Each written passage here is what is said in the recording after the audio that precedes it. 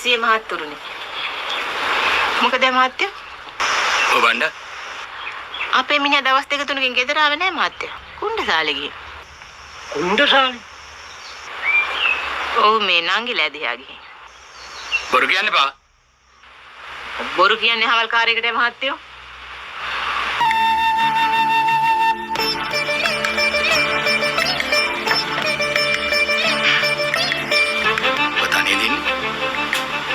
තනිය රකින්නද? මේ කට වැඩි. මිනිහා වෙනුවට උඹ අරන් ගින් රෙමන් කරන්න පුරන් අපට. මහත්තයා මම මේ ඇත්ත කියන්නේ.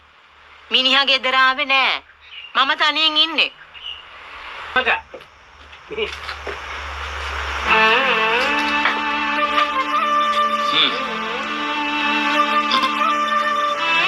ඊයේ බණ්ඩ ගෙදර හිටියේ නෑනේ. මේ බණ්ඩ ඉර බීපු බීඩි කොට නෙවෙයි.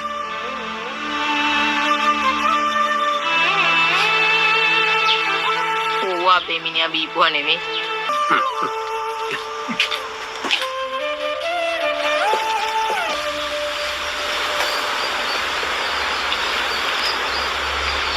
ඒකත් එහෙමද? අපි ආපහු එන්නම්කෝ.